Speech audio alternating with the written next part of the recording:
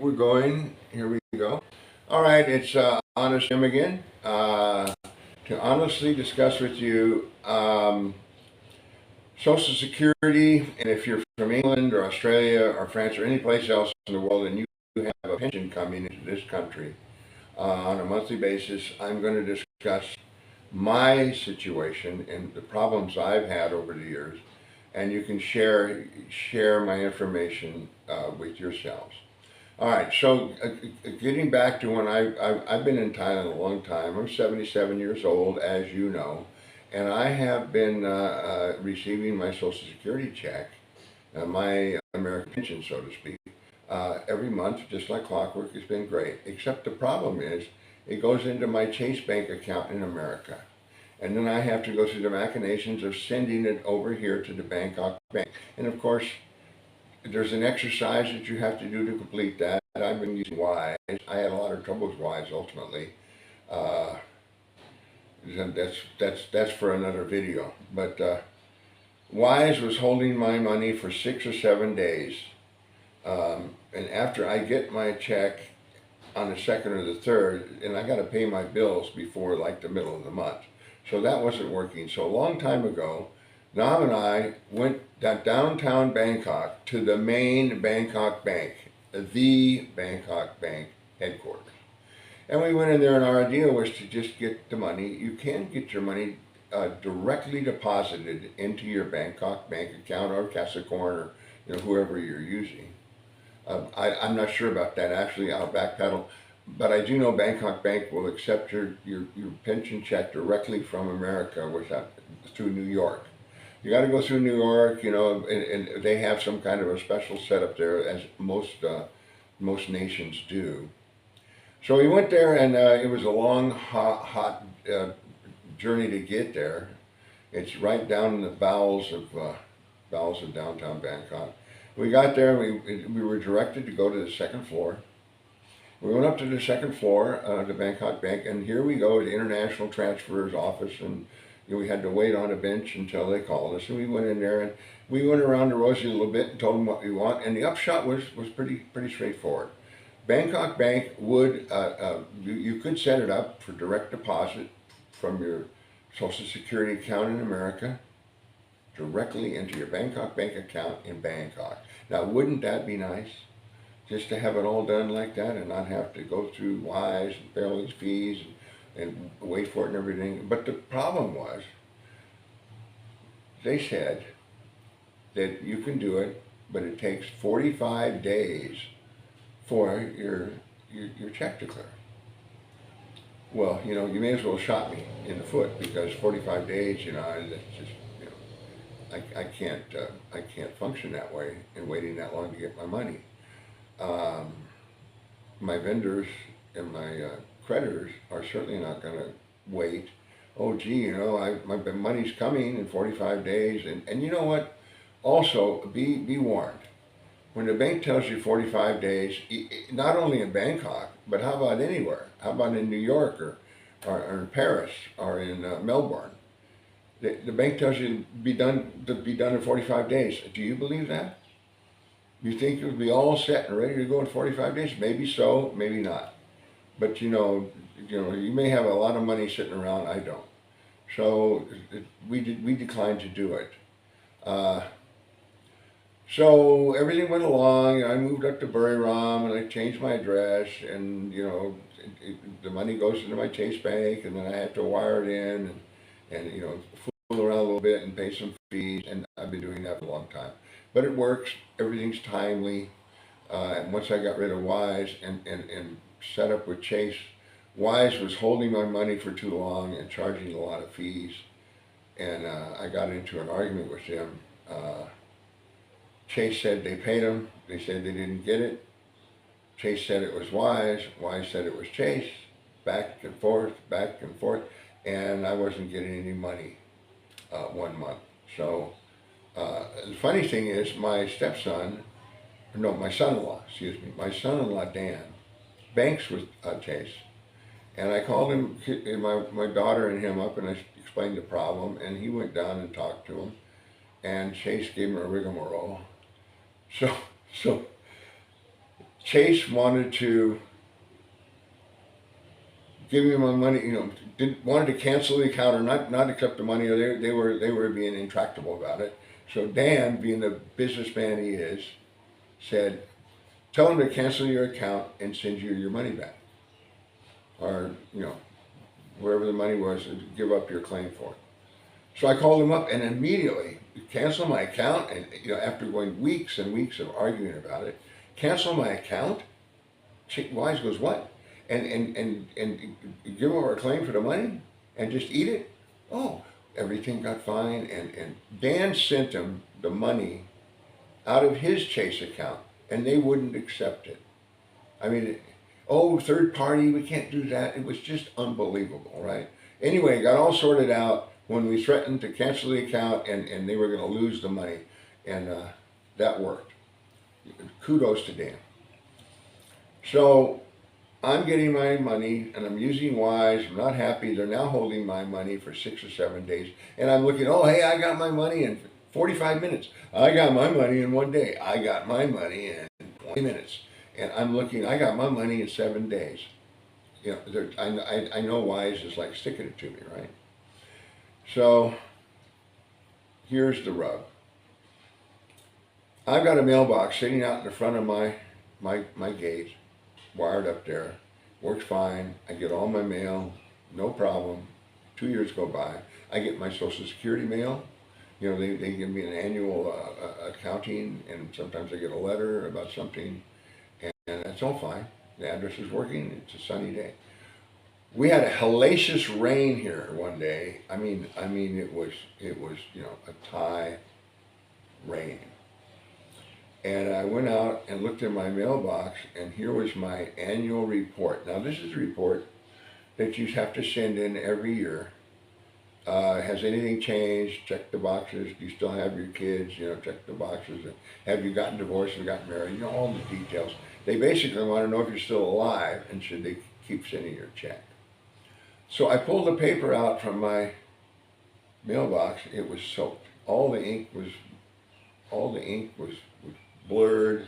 I could read parts of it, but not all of it. And I thought, oh God, this isn't going to work. So all the Social Security. Now, I don't know about you guys in Australia and you guys in France or England or wherever you are, but all of our inquiries and problems and questions have to go through Manila. That's in the Philippines, okay? And I don't know how many people have been to the Philippines or know anything about the Philippines, but it's a dangerous dark zone to go into bureaucracy. All right, that's all I can say. One time, some years ago, I had some kind of problem. I can't remember now what it was, but I had some issue with my Social Security, and I kept calling the Philippines, and I sent emails to the Philippines, and there was never any response, nothing. And I needed to get this answered, whatever the question was. I had to get on an airplane and spend $100 and fly to Manila and take a taxi to the Social Security office and go in there and take a number and wait in line and see them personally about my problem to get it resolved. That's what it took. And if you happen to look on the internet, the comments about the Manila Social Security office are terrible. 0 stars. If I could give less stars, I would. If I could do minus, I would. If they don't call, they don't answer, they don't respond. It's like pandemic. Is that the right word? It's like, what are they doing? Maybe they don't have enough help. Maybe they don't have enough people. But my papers were ruined, and I knew in my heart and soul, if I don't get this paper to these folks, it's supposed to be sent to Pennsylvania. They include a self-enclosed envelope. Send this to Pennsylvania, fill it all out, send it in, which I've always done. And there's never been a problem. So I got tired of trying to reach Manila, and I started to get a little worried, that, I don't want them to stop my check and think I'm dead. So I start calling Social Security in America. Well, Heidi ho, good luck to you. I started in July, this last July of 2024. It's a close, you close, you have to call this office, you have to transfer to that office. You know, finally got somebody, explained the whole thing to him. Yeah, okay, yeah. They made a note of it. They didn't say they were going to send me a new form. We kind of didn't get it resolved, and I sent them an email. I left them a message. That's right, the first time I didn't get anybody. I sent an email, I left a message on the phone. No email back, no message answered, no nothing. I called again about a week later, still in July. Left a message, sent another email. No response. No response from Manila, no response from America, nothing from Social Security. Okay? So I finally called right at the end of July, a different number somewhere in America, I forget exactly where. And a lady answered the phone. Holy moly, I've got a human being here. Let's roll. Let's get it done. This is going to be easy. It's America.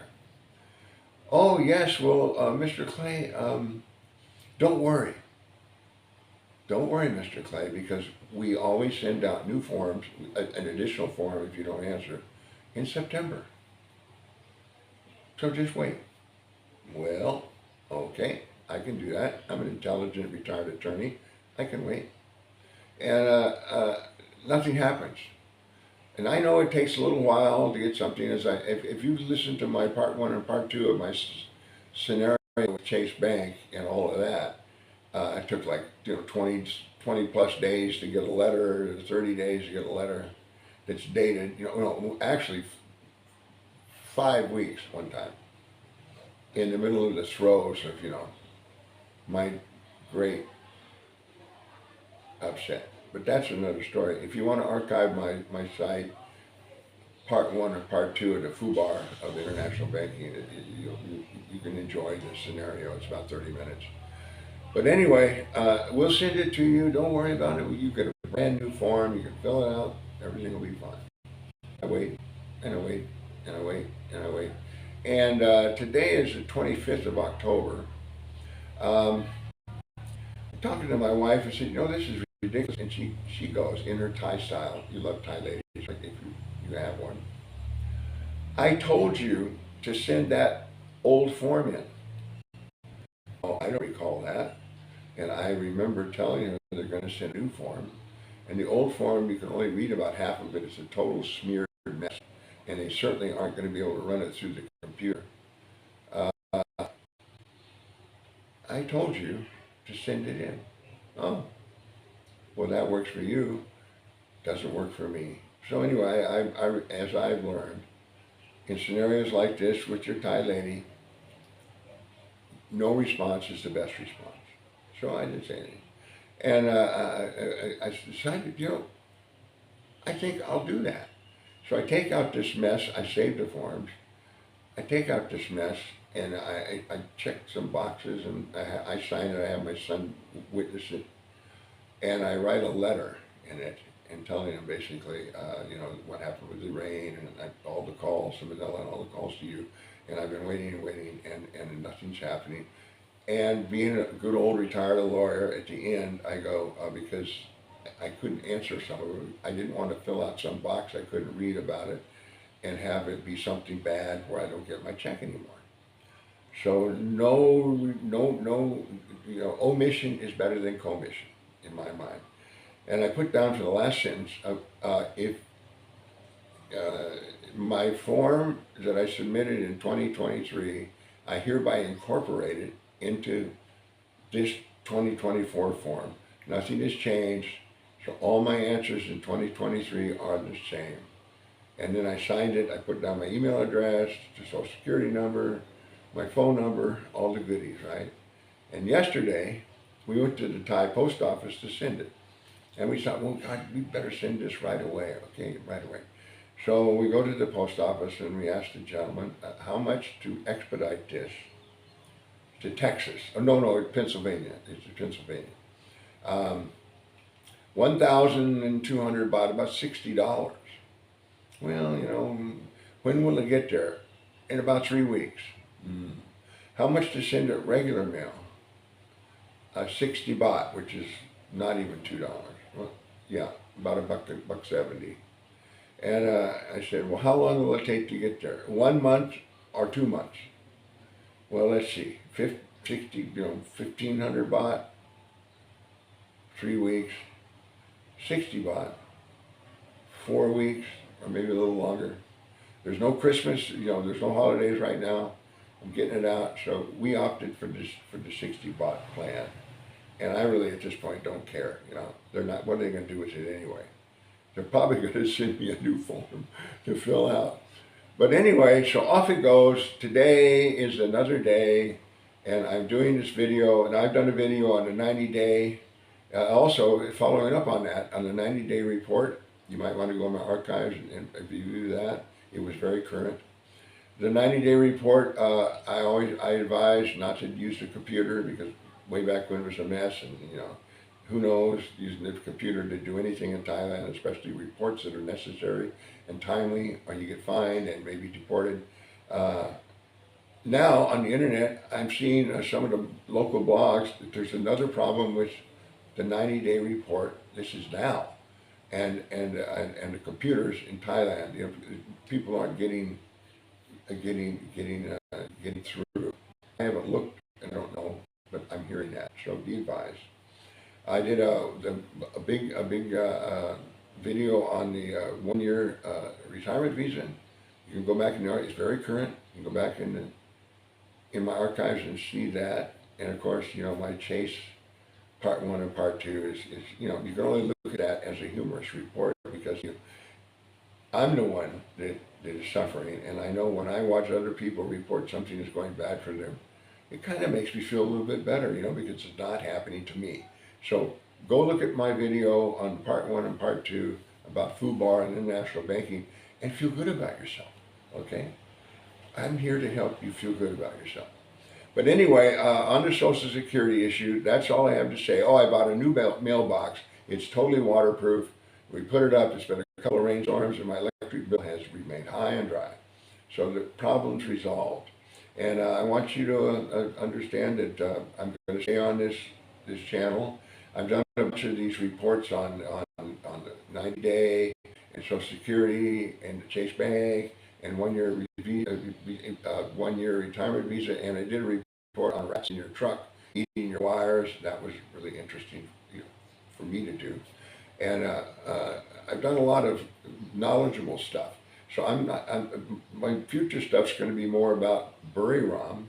These vloggers come in here and go to the temple, and they go to the cheap hotels, and they go here and they go there, and you're here for 2 days, and they talk about how great it is, and here's the market, and here's the food, and here's this, and here's that. It's all the same, and then they leave, and they're off to do some other digital nomad stuff. I'm gonna do Buriram in depth. I've moved here. It's really delightful here. There's so many reasons why I would like to see more expats come here and get out of Bangkok, Phuket, Chiang Mai, these big centers. And there's a lot of reasons why. Buriram is the place to retire. It's really pleasant here. Beautiful blue skies, friendly people, about 30,000 people, lots of restaurants, lots of hotels. They've got the motocross, they've got the Chiang Mai Arena. There's a whole story on that. But anyway, I recommend it. I'm happy here, and I know you will be. So anyway, that's the end of this. Thanks for listening. Again, please help me out with subscriptions, sharing, ring the black bell, press a like, whatever, because I'm not going away. I'm going to be here, and I hope you follow me because I'm 77 years old. I've been through the hoop. I was in the winner's circle of the Kentucky Derby in 2000 from Kona, Hawaii, an 18,000 person fishing village. And how I got there from there is a fascinating story. I wrote a 300-page book called Pegasus, the most expensive racehorse in the world. And I'm going to be covering some of that, which I think you'll find interesting. More interesting than my Social Security snafus. So there's lots more coming. I got one on the brand new movie theater here coming out next. We went to see Venom the other day, and with my son and with Nam. Cost us $12 for tickets for 3, and this is a state-of-the-art movie theater with load seats. I mean, everything way better probably than I don't know, downtown LA. Okay. So that's it. See you later.